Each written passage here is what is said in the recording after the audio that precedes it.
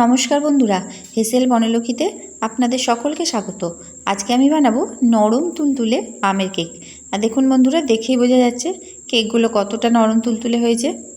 আর এই কেক বানানো এতটাই সহজ যে যে কোনো কেউ খুব সহজে এই কেক বানিয়ে নিতে পারে। তার জন্য সম্পূর্ণ রেসিপিটি একবার দেখে নিন। কেক বানানোর জন্য প্রথমে কেকের ব্যাটারটা গুলে নিতে হবে। এখানে আমি মিক্সার গ্রাইন্ডারের জারে 1 বাটি পরিমাণ সুজি নিচ্ছি। সুজিটা মোটার দানা সরু দানা যে কোনো খুশি নেওয়া যেতে পারে। নিয়ে নিচ্ছি 1/2 বাটি চিনি। মিষ্টিটা আপনারা পরিমাণ মতো দিয়ে নেবেন। এখানে আমি একটা আম পাল্প বার করে নিয়েছি।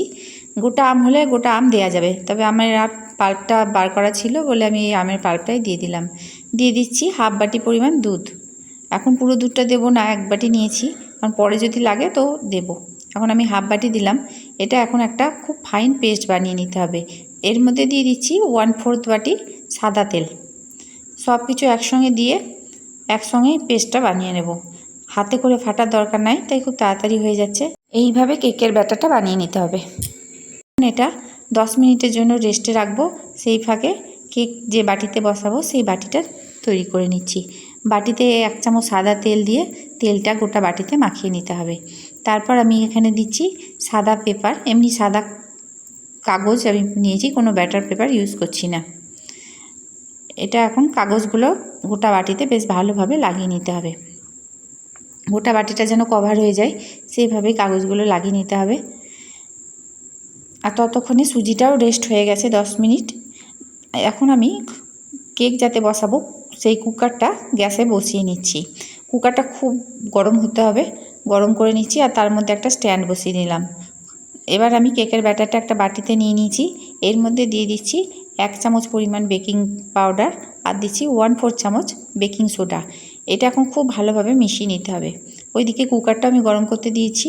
ব্যাটারটা গুলতে গুলতে কুকারটাও গরম হয়ে যাবে। ব্যাটারটা খুব ভালোভাবে মিশিয়ে নিতে হবে। দেখুন বন্ধুরা, বেকিং পাউডার দেওয়ার ফলে কেকের ব্যাটারটা কতটা ফুলে উঠলো।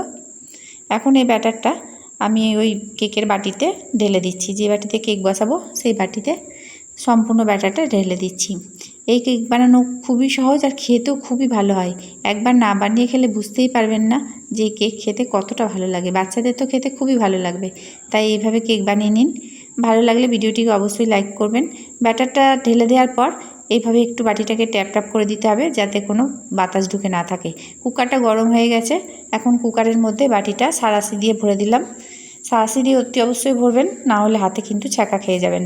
এখন কুকারটা সিটি ছাড়িয়ে শুধু গ্যাসকেটটা লাগানো আছে, কুকারের ঢাকনা বন্ধ করে লো ফ্লেমে 45 মিনিট রাখলাম। 45 মিনিট পর একবার কেকটা চেক করে নিচ্ছি। একটা ছুরির সাহায্যে কেকটা চেক করে নিচ্ছি। তা দেখুন বন্ধুরা, 45 মিনিট পর আমি কেকটা চেক করছি, তো কেকটা হয়নি, কেকটা একটু কাঁচা আছে। তাই 5 মিনিটের জন্য লো ফ্লেমে আবার বসিয়ে দিচ্ছি। 5 মিনিট পর কেকটা বার করে নেব, ঠান্ডা হওয়ার পর আপনাদের দেখাবো। আর দেখুন বন্ধুরা, কেকটা এখন ঠান্ডা হয়ে গেছে। এখন এটা আমি বাটি থেকে বার করে নিচ্ছি। আর কেকটা কতটা সুন্দর হয়েছে দেখেই বোঝা যাচ্ছে। কেকের কাগজগুলো আমি এইভাবে খুলে নিচ্ছি। কেকটা একবারে নরম তুলতুলে, হাতে নিয়েই বোঝা যাচ্ছে।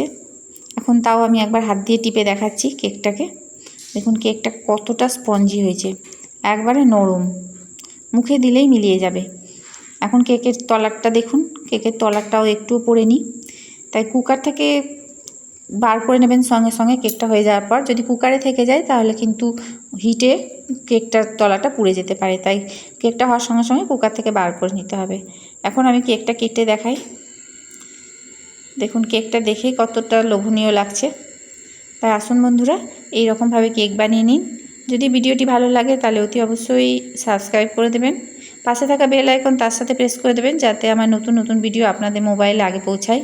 রেসিপিটা যদি ভালো লাগে তাহলে প্লিজ চারিদিকে একটু শেয়ার করবেন। ভালো লাগলে লাইক দেবেন। ধন্যবাদ।